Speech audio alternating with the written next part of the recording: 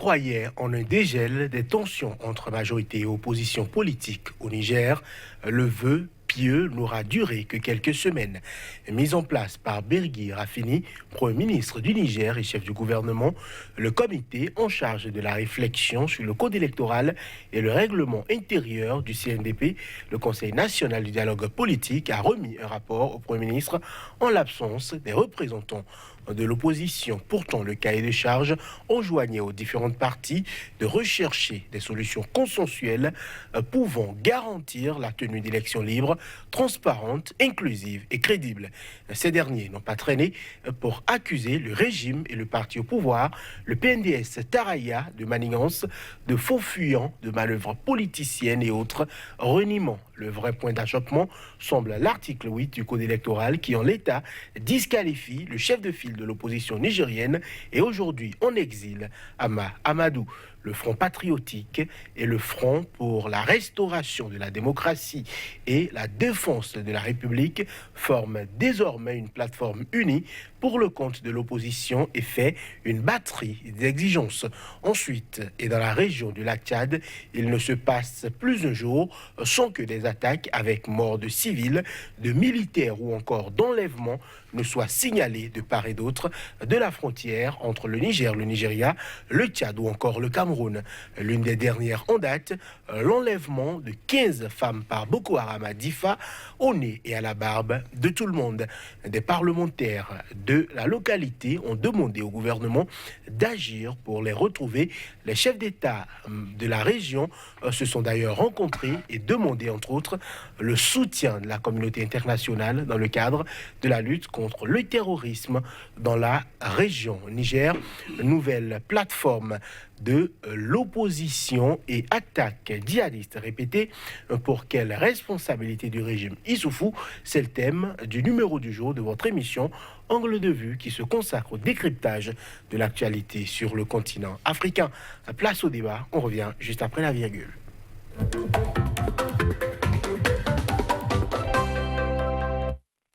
Et à nos côtés aujourd'hui, Souleymane Hamzat, bonjour. Bonjour, cher ami. Vous êtes consultant en problématique du terrorisme, spécialiste des questions de protection et de sécurité. Face à vous aujourd'hui, Baba Alpha, bonjour.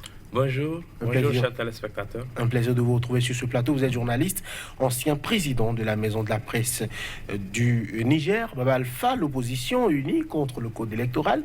Que reproche-t-on concrètement à ce code selon vous? Ce qui est reproché à ce code électoral, c'est que c'est un code électoral élaboré pour disqualifier un certain nombre d'acteurs politiques redoutés par le pouvoir de Issoufou Mahamadou. C'est un code électoral fabriqué pour permettre au PNDS Taraya, le principal parti au pouvoir actuellement au Niger, de rester éternellement au pouvoir. De par la composition que prévoit ce code de la CENI, on a l'impression que la Commission électorale nationale indépendante du Niger pour les élections à venir sera essentiellement constituée des cadres du PNDS Taraya nommés à des postes techniques au niveau du ministère de l'Intérieur. Les membres de la CENI seront tout comme des fonctionnaires du parti au pouvoir qui répondront aux instructions du ministre de l'Intérieur, qui sera certainement du PNDS Taraya à la veille des élections de 2021. Et le plus choquant, c'est que si on se rappelle du processus ayant abouti à l'élaboration de ce code électoral, dans un premier temps, le Premier ministre avait mis en place un comité ad hoc dans lequel les partis de l'opposition n'avaient pas siégé. Et à l'époque, c'était en même temps la période du jugement de l'affaire de supposition d'enfants. Et en son temps, le PNDS avait élaboré l'article 8 en mentionnant que toute personne qui sera condamnée à 3 ans ou plus ne perdra du coup ses droits civils et politiques et ne pourra pas se présenter aux élections. Tout à fait, c'était en 2016. C'était en 2016. Et effectivement, à l'époque, quand il y a eu l'affaire, le jugement de l'affaire de supposition d'enfant, le parquet général avait requis 3 ans à l'encontre de Hama Amadou et de toute la suite. Il y a eu le jugement, mais la condamnation était de 1 an. Face à cette nouvelle donne, le PNDS n'a pas atteint son objectif. Ils sont revenus cette fois-ci à la table pour dire on va réviser le code. Et de 3 ans, ils ont ramené la condamnation à 1 an. Parce que l'objectif, c'est de créer les conditions pour empêcher à Hama Amadou d'être candidat en 2021. Et c'est cela qui est combattu par les opposants, parce que la loi, elle est impersonnelle. On ne peut pas élaborer une loi dans l'objectif exclusif d'écarter un potentiel candidat, parce que celui-ci fait peur, en quelque sorte, à ceux qui gouvernent. Voilà toute la question. Moi, je suis de ceux qui pensent que la loi ne doit pas être élaborée pour faire plaisir à un individu. Mais quand on voit le cheminement des faits, on a eu l'impression, et c'est même cela, que le code électoral a été élaboré pour 2 objectifs. Pour me résumer, le premier, permettre au PNDS Taraya, à celui qui sera désigné par ce parti en 2021, de gagner les élections sans aucune résistance politique au niveau des autres partis politiques. Deuxièmement, empêcher carrément par tous les moyens à Hama Amadou d'être candidat en 2021. Voilà. C'est cela la vérité. Voilà, Souleymane Hamzat, aujourd'hui on a l'impression que le Niger politique, ce n'est pas de tout repos. Qu'est-ce qui peut expliquer cela? Est-ce peut-être la fin ou le cheminement vers la fin du 2e et dernier mandat du président Issoufou? Ou quelle est votre lecture de, pourquoi pas, de l'exposé de votre face-à-face? Je voudrais déjà ici rappeler que toute autorité vient de Dieu. Toute autorité, quelle qu'elle soit, elle vient de Dieu. Ce faisant, l'opposition doit pouvoir se trouver une place, mais une place, à mon avis, constructive. Et en Afrique, c'est totalement le contraire. Quand vous prenez les oppositions, elles sont toujours en bagarre. Que ce soit au Bénin, que ce soit au Niger, que ce soit au Tchad. On est éternellement en bagarre, ça ne s'arrête jamais. Si le parti au pouvoir ou les partis au pouvoir demain prennent, n'est-ce pas, le pouvoir au Niger, vous verrez ceux qui sont aujourd'hui en place s'ériger en parti d'opposition et combattent de manière féroce ceux qui sont au pouvoir. Au lieu d'aller dans un élan constructif, on va toujours dans un élan destructif. Voilà quelque chose que je déplore. Le deuxième point, c'est que on a souvent des oppositions mal organisées. Mal organisées, pourquoi? Faute de moyens. Parce que parfois, nos codes électoraux, c'est ça, hein, oui, sont parfois catalogués, c'est-à-dire sur un certain nombre de devises qui empêchent, n'est-ce pas, l'opposition de d'éclore. C'est-à-dire que le financement des partis politiques, on ne sait pas ce que ça devient. La charte des partis politiques, la constitution même, en elle-même, d'un parti politique, on ne sait pas, on ne connaît pas le contenu. Et l'activité, n'est-ce pas, quotidienne, en termes de formation de la classe politique, elle est quasi inexistante. Donc, on ne sait vraiment pas sur quoi se basent nos oppositions. Ça dit qu'on fait du yo-yo, on fait du ping-pong. Il suffit que le président guette et dès qu'il a fait une petite erreur, on saute dessus, on tape dessus. Non. Moi, je suis de ceux qui pensent que désormais, nos oppositions doivent être beaucoup plus constructives. La formation des partis politiques, la charte des partis politiques, le financement des partis politiques, et ensuite la manière dont l'idéologie même du parti politique doit se pérenniser dans le temps. Il y en a qui aujourd'hui sont contents au bout de 3-4 années parce que bon, ils ont été rejetés ou éjectés d'un siège ou d'un parti. Ils changent de couleur tout de suite. C'est pas bon pour l'Afrique, c'est pas bon pour la démocratie. Voilà. Bon, je voudrais préciser ici, une opposition constructive, c'est une opposition qui participe au débat politique. qui défend ses intérêts politiques et qui défend les intérêts du peuple. Une opposition, ce n'est pas regarder les gouvernants parce qu'ils ont gagné les élections, gérer le pays comme ils l'entendent.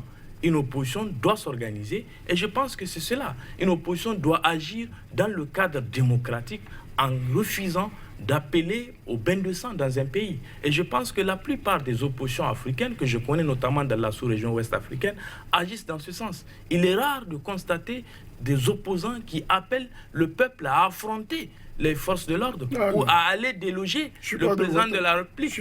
En tout cas, pour le cas du Niger que je connais, en tout cas, depuis les élections de 2011 jusqu'aux élections de 2016, toutes les oppositions au régime de Issoufou sont restées responsables et constructives. Nous l'avons remarqué. Il n'y a jamais eu d'affrontement ou d'appel à descendre dans la rue violemment contre le régime. Il n'y a jamais eu Alors, cela. Baba Alpha, je voudrais vous poser une autre question. Aujourd'hui, on voit, je dirais, le Front patriotique et le FRDDR, entendez, Front pour la restauration de la démocratie et de la défense de la République. On voit ces deux, je dirais, plateformes politiques d'opposition là, main dans la main. Mais quand on voit un peu le contenu de ces deux plateformes-là, on a l'impression que c'est peut-être les déçus d'hier qui sont aujourd'hui ensemble. Est-ce qu'on est en droit de rêver, pourquoi pas, d'une plateforme de ce type-là jusqu'aux élections de 2021? Je ne pense pas. C'est mon avis. Je ne pense pas que Mahaman Ousmane, Ibrahim Yacoubou, Hama Amadou puissent tenir leur alliance jusqu'en 2021. Je crois que Hama Amadou et Mahaman Ousmane s'entendent un peu mieux au vu de la situation actuelle du pays. Mais Ibrahim Yacouba, qui vient d'arriver, a du mal à avoir la confiance de l'opposition qu'il a trouvée. Vous savez que c'est quelqu'un qui, en 2011, était avec le président Issoufou. Il était au sein du PNDS Tareya. Il a été humilié et chassé du parti au pouvoir.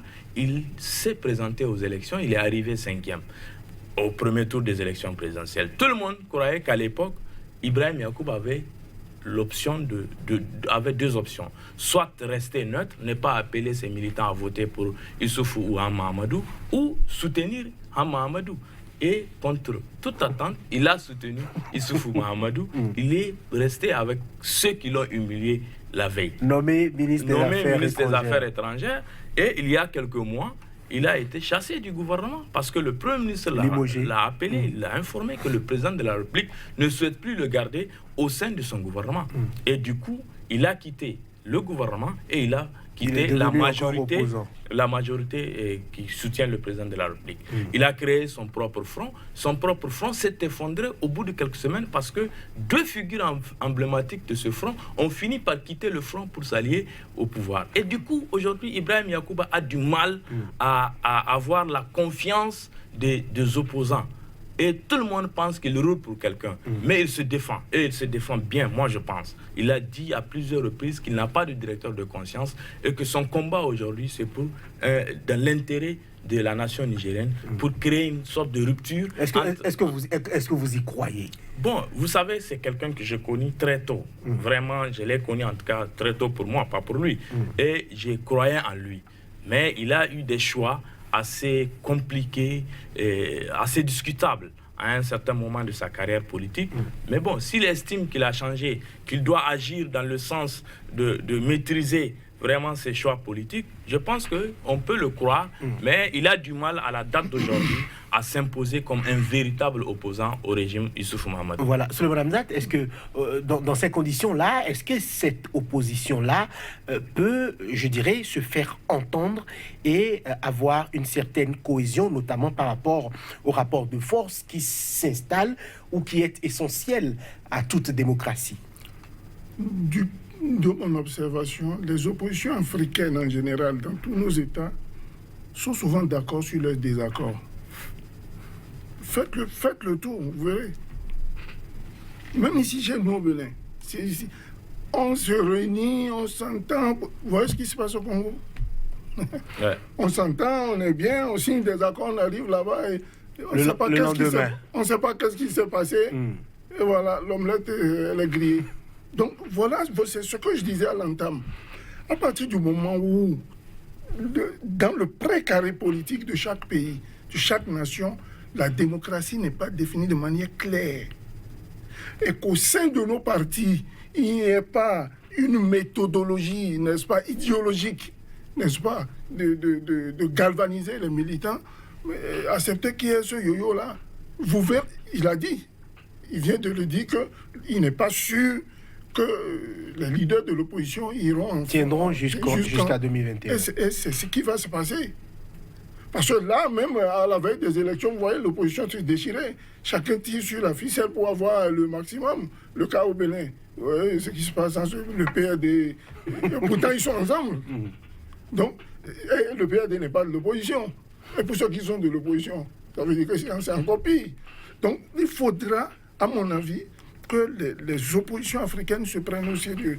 On a souvent été déçus de nos leaders politiques. Ce sont des gens qui sont là que pour le profit. Ils pensent qu'à eux. Et nos partis en Afrique, pour la plupart, bon, j'en connais peu, qui sont vraiment des partis au sein desquels les militants cotisent. Il y a des cotisations, il faut faire rentrer de l'argent, c'est géré autrement, comme on voit en Occident. Ici, c'est un leader charismatique qui est à la tête, qui a les moyens et qui décide d'aller à gauche ou à droite. Quitte aux militants de suivre le mot d'ordre du président ou de dégager. Ça, c'est pas de la démocratie. Et ça, c'est pas du militantisme non plus. Donc, je regrette quelque part un peu ce qui se passe au Niger. Pourquoi? Parce que c'est un pays frontalier à nous, un pays frère, que moi j'adore. Moi, j'ai connu le président Ali Seibou, n'est-ce pas? J'ai beaucoup d'amis, je compte beaucoup d'amis dans la hiérarchie militaire là-bas. C'est un très beau pays qui avance sur le clopin avec les moyens de bord. Parce qu'il faut tenir aussi compte, n'est-ce pas, des moyens qu'a le pays pour son développement. C'est un pays qui se bat et qui a des avancées qualitatives comparativement à mon pays. Vous avez vu l'hôpital qui s'est fait à Niamey. Il n'y a pas pareil dans la sous-région. Citez-moi un hôpital dans la sous-région qui équivale ce que le président nigérien vient de faire. Je ne le défends pas. Moi j'ai ma tête bien rasée. Hein. Je ne supporte personne, moi. Moi, je suis dans la légalité. Quand c'est mauvais, c'est mauvais. Quand c'est bon, c'est bon. Voilà, votre avis est clair. Aujourd'hui, au sein de l'opposition politique, il y a souvent, sinon presque toujours, la politique de la chaise vide quand il y a des points d'achoppement avec le régime, notamment par rapport au code électoral qui devait être toiletté par une commission mixte opposition-régime. Aujourd'hui, l'opposition a choisi de claquer la porte, a fait une sortie, a dénoncé, mais visiblement, qu'est-ce qui empêche le pouvoir d'aller jusqu'au bout et d'imposer encore je dirais, une seconde fois la même chose ou de faire passer encore une autre pilule à cette opposition-là? Vous savez, Johannes, quand il y a une instabilité politique dans un pays et entre l'opposition et la majorité qui doit jouer véritablement le rôle pour calmer les choses, moi je pense que c'est le pouvoir, c'est la majorité au pouvoir, parce que c'est elle qui a besoin de stabilité pour gouverner, pour mettre en œuvre son programme politique. Et c'est ce qui a été compris par une partie de la majorité au Niger. Et ils ont appelé effectivement l'opposition à venir sur la table discuter. Mais il y a un problème. Il y a le gouvernement dirigé par Brigitte Raffini qui visiblement est disponible au dialogue, à discuter avec l'opposition pour trouver un consensus autour du code électoral. Et il y a le PNDS Taraya, dirigé par Bazoum Mohamed, ministre de l'Intérieur, potentiel candidat du PNDS Taraya aux élections de 2021, qui tient mordicus au code électoral parce qu'il pense que le code tel qu'élaboré aujourd'hui, en l'état, le favorise pour gagner les élections en 2021. C'est ça le problème. Et c'est pourquoi l'opposition ne comprend pas ce double langage. Le Premier ministre qui tend la main et le ministre de l'Intérieur qui prend le bâton et qui n'accepte aucun dialogue. C'est pourquoi l'opposition s'est retirée du comité ad hoc pour donner une chance à la majorité entre elles de s'entendre.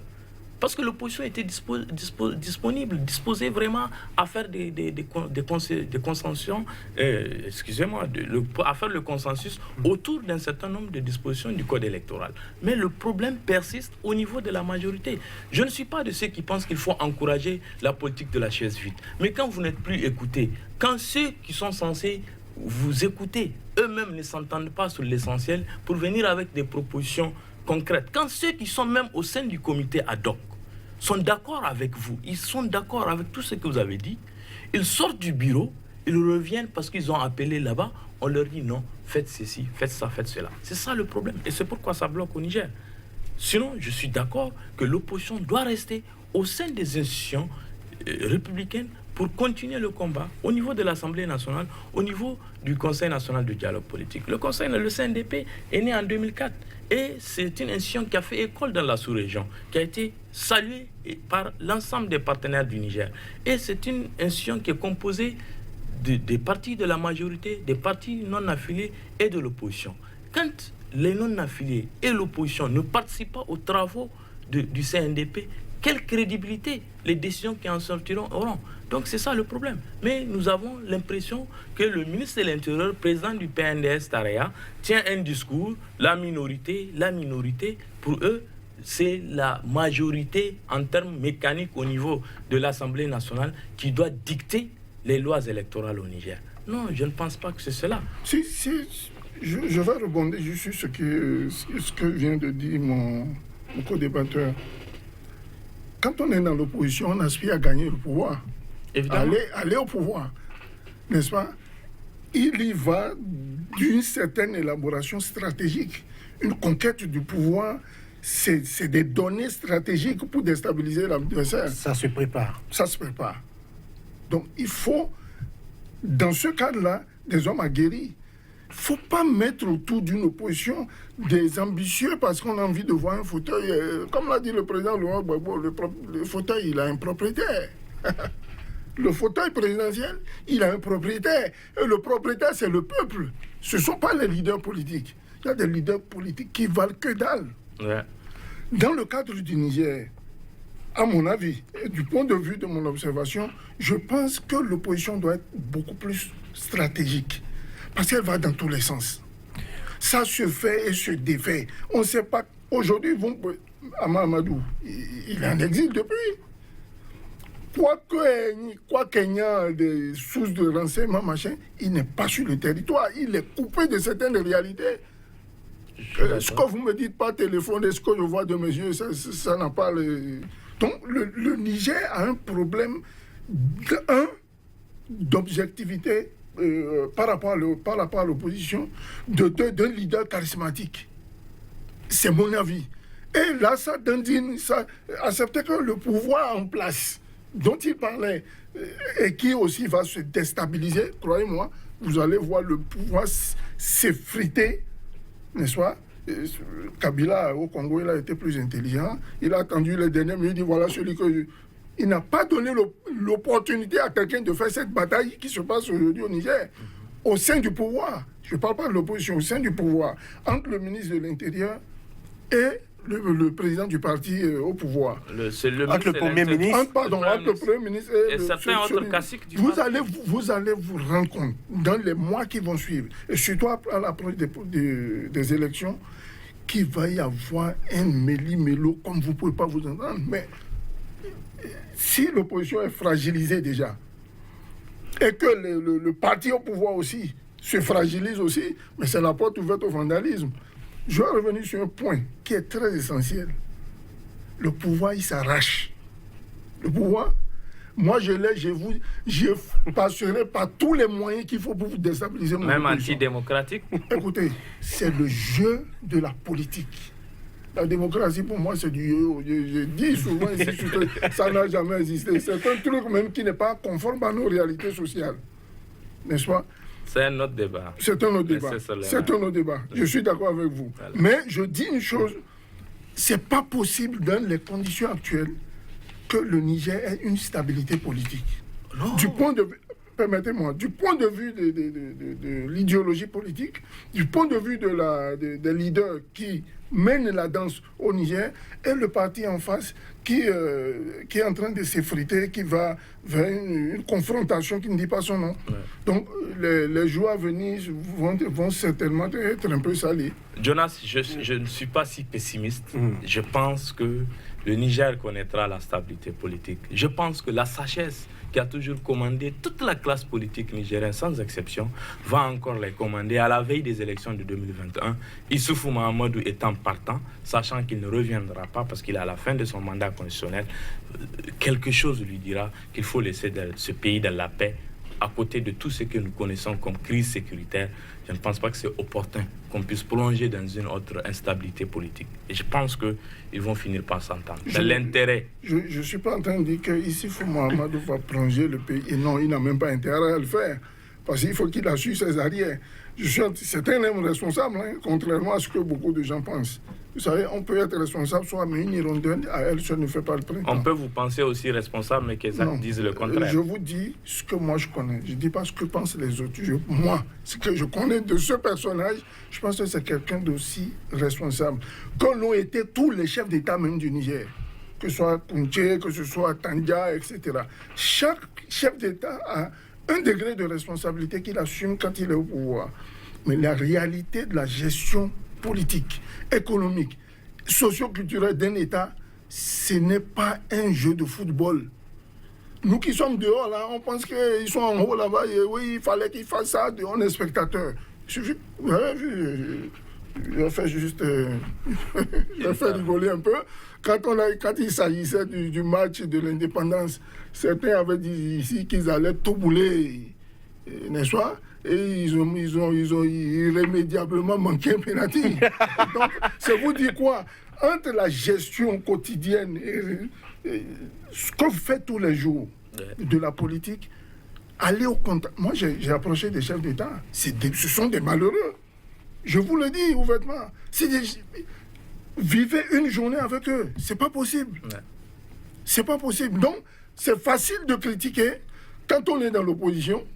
Mais vous voyez que quand ils prennent le pouvoir, ils font pire. Non, nous avons vu cela. Ce que vous venez de dire, nous avons vu l'exemple avec Issoufou. Ça, c'est clair. Voilà, on va parler aussi de ce que demande l'opposition politique aujourd'hui, notamment l'organisation de dialogue inclusif en présence des témoins nationaux et internationaux, mise en place de dispositifs de suivi des décisions du dit dialogue avec accompagnement des partenaires en vue d'assurer l'effectivité. Est-ce que aujourd'hui, vous avez l'impression ou vous êtes sûr que le régime du président Issoufou Mahamadou peut effectivement aller dans ce sens-là? Si oui, comment? Je ne pense pas que le régime de Youssouf soit disponible à accepter qu'il y ait des témoins. Et vous savez, le CNDP a toujours fonctionné au Niger sans grands témoins. Si aujourd'hui l'opposition appelle à la présence de ces témoins, c'est parce qu'à plusieurs reprises, ce qui a été arrêté et accepté de tous n'a pas été respecté le lendemain. L'opposition a toujours participé aux réunions du CNDP, a toujours accepté qu'il y ait un certain nombre de consensus autour des décisions prises. Mais au lendemain de ces décisions, le gouvernement sort encore d'autres choses pour remettre en cause les décisions prises. Et l'opposition veut rester dans le cadre de ce dialogue politique. Et comme le gouvernement pense que comme c'est entre eux la classe politique et qu'il n'y a pas de témoins, il se permet de remettre en cause de façon récurrente les décisions prises en réunion du CNDP. Et c'est pourquoi l'opposition a estimé que cette fois-ci, il faut appeler les témoins. Parce que ces témoins peuvent non seulement apaiser les esprits, mais ils seront témoins des décisions prises pour que le lendemain, la majorité au pouvoir ne puisse pas sortir une autre décision qui va à l'encontre de ce qui a été décidé de façon consensuelle. Mais le gouvernement, ayant sa stratégie pour garder le pouvoir, n'acceptera jamais que ces grands témoins participent aux réunions du CNDP et surtout que, je l'avoue, le règlement intérieur actuel du CNDP ne le prévoit pas. Voilà, toilettage des textes forcés pour appeler à la paix et à la cohésion, selon vous? Obligatoire. Il n'y a rien qui est statique, il n'y a rien qui soit éternel.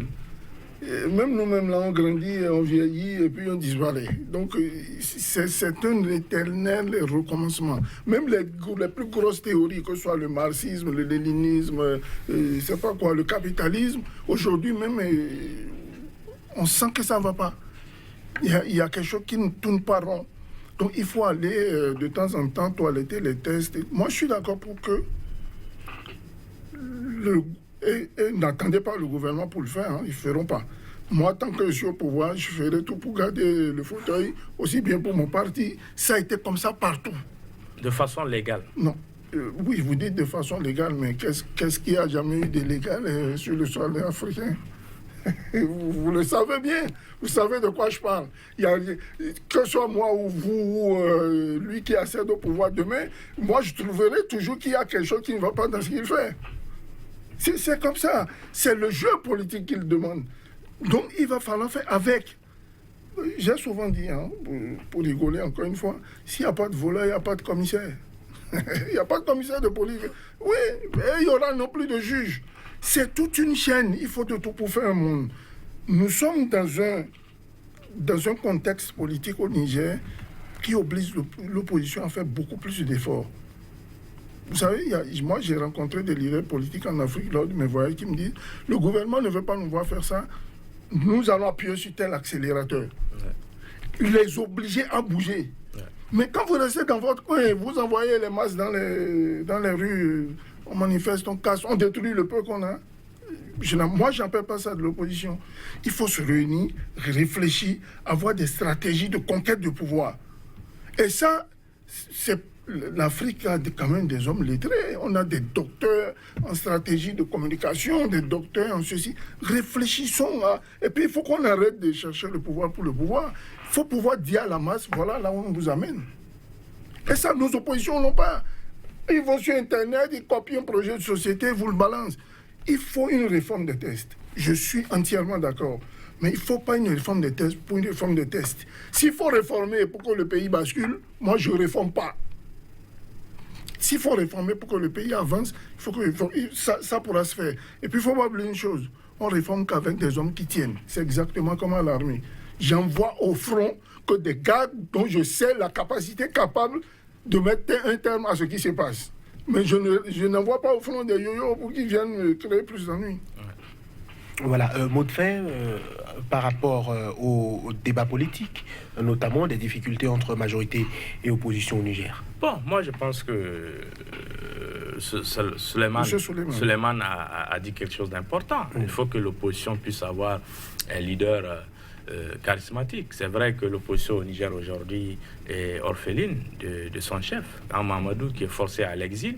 Mais je pense que l'opposition nigérienne a quand même des hommes politiques aguerris qui peuvent s'organiser pour œuvrer dans le sens à imposer un comportement démocratique à la majorité qui gouverne. Et je pense aussi que la majorité a tout intérêt à agir dans le sens à consolider la démocratie. Si Issoufou est revenu pour un second mandat en 2016, c'est parce que le Niger vit sous une constitution démocratique. Et je ne pense pas qu'il soit de son intérêt de quitter le Niger en le laissant dans une instabilité politique. Voilà. On va parler donc du deuxième volet de ce plateau. On va parler sécurité aussi. Les pays du lac Tchad se sont encore réunis à N'Djamena pour appeler une nouvelle fois à l'aide internationale contre Boko Haram. Suleiman Hamzat. Je vous ai dit ici sur ce plateau qu'on arrête les réunions. Des réunions, on y va, on y revient, on décide, on prend les documents, on les fout dans un tiroir. Ce qui se passe aujourd'hui, je prends notre sous-région. Je n'irai pas loin. Je prends le Niger, le Burkina, le Mali et le Nigeria. Rien que dans cette bande-là, mais ce qui se fabrique, mais c'est extrêmement gravissime pour les générations à venir. Moi, je reviens d'Abuja, là, mais allez entendre ce qui se passe. Le président Buhari est en train de reconnaître là maintenant que ça ne va pas avec Bougarat. Il n'arrive pas. Mais il n'arrive pas, pourquoi? Qui sont ceux qui financent ces gens-là? Il faut les cibler. Il y a quand même ils ont des services de renseignement. Il faut chercher à savoir qui est derrière. Moi, quand vous envoyez, je sais pas, un objet sur ma maison, si j'arrive à identifier l'élément qui a fait ça, je dois savoir qu'est-ce qui se cache autour de lui. Les milliards de francs qu'on met dans la sécurité, les milliards de francs qu'on met dans les réunions sous-régionales et tout ça, mais c'est de l'argent qui pourrait profiter à une autre stratégie, n'est-ce pas? Suleiman Hamzat, est-ce que vous avez l'impression que les chefs d'État africains ne sont pas au courant des motivations réelles de ces forces djihadistes-là? Je vous ai dit que c'est un business. Ce truc-là, ça pue le business. Complicité des chefs d'État? Il y a certainement des complicités dans cette affaire. Vos appellations sont extrêmement graves. Oui, mais elles sont graves parce que c'est la réalité. Que quelqu'un vienne ici sur ce plateau, soit-il chef d'état-major ou je ne sais pas quoi, moi je les invite à un débat. J'ai mes sources. Je me renseigne. Même quand je vois un petit accident au bord de la voie, je garde ma voiture. Je vais regarder d'abord si ce n'est pas un proche à moi. C'est le b.a.-ba de la sécurité. Il faut qu'on arrête ce business-là.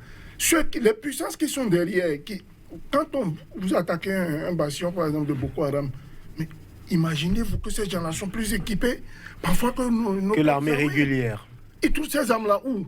Les armes sont de quel est le pays qui Quelle les fabrique? fabrication? Sur une arme, il y a des références. Tout à fait. Les références, qu'est-ce que nos États font pour trouver d'où sont parties ces armes-là? Quelles sont les usines qui les ont fabriquées? Qui les a vendues? Comment elles ont été transportées pour venir sur nos territoires? Non, non, on boit du champagne. Mes accusations sont droites et elles sont à tous les chefs d'État. Je ne fais pas d'exception. Moi, j'ai besoin d'aller au Niger chez mon frère, aller boire du bon lait, là, comme machin, manger bien, et revenir chez moi en toute quiétude. Ouais. Pourquoi je dois me retrouver à Agadez et tomber dans un guet-apens? Parce que certains idiots ont eu des armes et que voilà, on leur dit aller massacrer. Il y en a même parfois des oppositions qui financent aussi ces conneries-là. Écoutez un peu le procès Djendjéré. Il y a des choses qui... Mais c'est grave. C'est grave ce qui se passe. Nos autorités sont complices de cette affaire-là. Il faut qu'ils arrêtent. Chez Kao, surtout dans la forêt de Sambisa. C'est connu de tout le monde. Alors, la forêt de Sambisa, il y a des cartes. Ils ont des drones aujourd'hui. C'est combien de longueur sur de largeur là? Il faut chercher, trouver les hommes de poigne ayant la capacité d'encercler. Il y a des méthodes d'attaque. Nos chefs d'état-major le savent. Dans le cas de la Libye, je vous ai dit ici, il y a des années, qu'il y a des manpad. Il y a des armes qu'on appelle des manpad. C'est des armes de destruction massive. Il y en a 300 qui ont disparu des dépôts libyens. À ce jour, on ne les trouve pas. Un manpad sur un Boeing 747, il va le foudroyer, l'émietter. Il y en a 300 comme ça qui sont, je ne sais pas où. Ouais. Nos États ne s'inquiètent pas de ça. Donc, c'est pour dire quoi? C'est pour dire que la responsabilité, aussi bien les responsabilités sont partagées. Quand on dit parfois les civils aident-nous à démasquer, ce n'est pas aux civils d'aider à démasquer ces gens-là.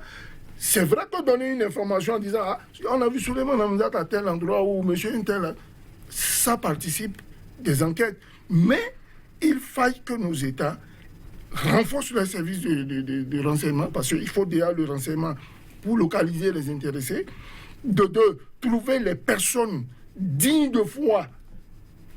Donc on retourne au recrutement, à la formation, etc. Ça, avoir des hommes de poigne pour faire face à ces gens d'insécurité.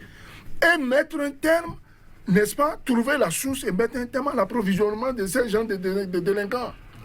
Pour moi, ce n'est pas des rebelles, ce sont des voyous qui font un business dans le désert. Là, voilà, Baba Alpha, qu'est-ce qui aujourd'hui empêche une politique militaire efficace sur le terrain pour sécuriser les populations?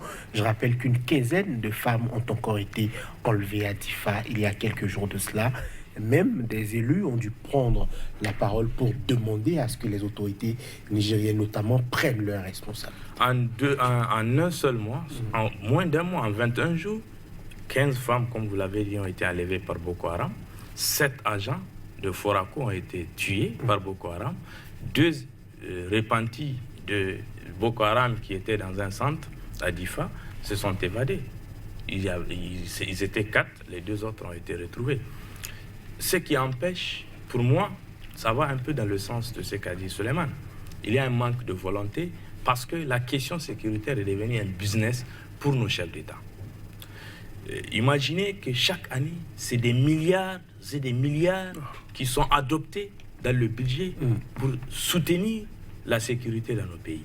Mais allez-y aujourd'hui au front, demandez aux militaires s'ils ont aujourd'hui les armes pour faire face à l'ennemi. Merci. Et je vous dis, c'est même le ministre de l'Intérieur du Niger, à la suite d'une attaque, qui est allé devant les troupes pour leur dire si vous aviez la même puissance de frappe que l'ennemi, vous n'allez pas succomber ainsi. Mais c'est suffisamment grave. Alors, où sont investis tous ces milliards? Parce que c'est un business. Et les gens préfèrent que l'insécurité la persiste pour continuer à adopter des milliards au niveau de l'Assemblée nationale, les mettre à la disposition, parce que même les marchés d'achat des armes à l'armée, aujourd'hui se font par entente directe. Gré à gré. Du gré à gré. Du pur et simple. Et imaginez au Niger qu'on puisse donner des marchés d'achat d'armes à des tapissiers brocanteurs ou à des transporteurs pour acheter des armes à l'armée nigérienne, sans aucun contrôle, sans le minimum. Lui, il est spécialiste de sécurité.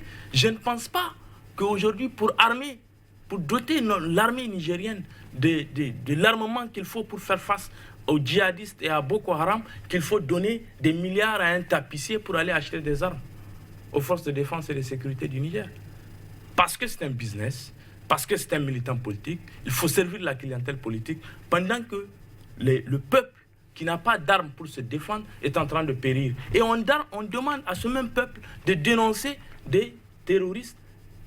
Mais le lendemain, les mêmes terroristes reviennent pour exécuter ces gens. Pour s'en prendre. Et imaginez aujourd'hui que nos chefs d'État sont beaucoup plus sécurisés que là où il y a les foyers de tension. Imaginez quand le président de la République du Niger sort, c'est des 12-7, c'est des chars de combat. La porte de la présidence du Niger et la rue qui mène vers la présidence est la seule rue au monde où il y a un portail. Le président de la République est sécurisé de façon insultante et insolente pendant que les enfants qui ont accepté de se sacrifier sous le drapeau sont en train de mourir, pas parce qu'ils ne veulent pas aller au combat. Nous avons l'une des meilleures armées, en tout cas dans la sous-région là. Mais malheureusement, quelle que soit leur volonté, s'ils n'ont pas l'arme pour faire face à l'ennemi, c'est impossible. C'est impossible. Alors, il y a aujourd'hui le problème aussi des bases militaires dans la région. Il y a plein de bases militaires au Niger. Comment c'est possible que ces soldats étrangers qui occupent le terrain nigérien, sans doute pour apporter assistance et pourquoi pas formation aux armées locales, soient incapables de résoudre les problèmes? On parle même parfois de ce que des cas de rapt ou même des cas bizarres soient de leur fait et non se règlent par leur truchement. Quand vous décidez d'héberger quelqu'un chez vous, c'est parce que vous le connaissez. Si mon co-débatteur vient en visite chez moi ou que j'aille en visite chez lui, c'est parce que préalablement, il s'est rendu compte. Monsieur Hamza doit être quelqu'un de bien. Ouais. Monsieur Hamza, il faut que je m'en méfie. Même parfois, quand même la personne est chez vous, vous êtes obligé de... vous les regardez du coin de l'œil. Les questions sécuritaires, on ne rigole pas avec. Je vous ai dit ici aussi que tout ce qui touche aux bases militaires, moi, Souleymane Hamzat, c'est non, c'est niet. Ce sont des bases de récolonisation de nos continents. Je vous ai renvoyé aussi à la carte de $1 milliard. C'est un processus. On répertorie d'abord tout ce qu'il y a dans le sous-sol, on épande nos bases militaires et en plus, et maintenant on commence à piocher. On a vu ce qui s'est passé à Kidal. Ouais. Le Niger aujourd'hui est devenu pour le futur le réservoir, n'est-ce pas, d'alimentation de l'électricité planétaire. Ouais. Parce que la qualité d'uranium qu'il y a chez eux ne se trouve nulle part ailleurs. Alors, tout le monde va là-bas. Les Allemands implantent des bases, les Américains y sont, les Français n'en parlons pas. Les Russes vont bientôt arriver là. Peut-être si moi aussi j'avais les moyens que j'étais fort, j'irais me mettre là-bas. Mais tout ça là, il y va de la décision politique. C'est le seul point. Donc responsabilité du chef de l'État. Oui. D'où je reviens en arrière, comme on l'a dit ici. Ça sent du business quelque part. Et c'est pour nous, c'est pas net. Voilà. Baba Alpha, 30 secondes. Le Niger classé 63e, voilà, sur 180 pays selon le rapport Reporters sans frontières 2018 en matière de liberté de presse.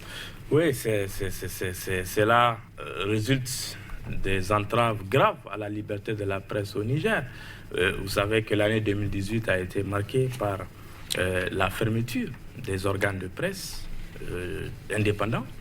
Des journaux ont été fermés parce qu'ils ont été approchés par le pouvoir pour changer des lignes éditoriales. Ils ont refusé. Le ministre de l'Intérieur a sorti une note pour un redressement fiscal. Face à cela, nous avons vu des services des impôts qui ont été débarqués au siège des organes de presse pour les fermer. Baba Alpha a été chassé du Niger pour ses convictions. Voilà. Malheureusement. Voilà. Je dirais que la fiscalité, c'est un mot qui est en vogue un peu partout dans la sous-région ces derniers jours. Messieurs, merci d'avoir été là. C'est parfois un moyen de pression pour enfermer, qu'on nous laisse parler. Voilà. On nous laisse parler. Merci beaucoup. Vous êtes Souleymane Hamzat, spécialiste des questions de sécurité et de terrorisme. Face à vous, journaliste, Baba Alpha, ancien président de la Maison de la Presse du Niger. Merci de nous avoir suivis. À très bientôt pour un autre numéro de votre émission Angle de Vue. D'ici là, portez-vous bien. Merci. Merci.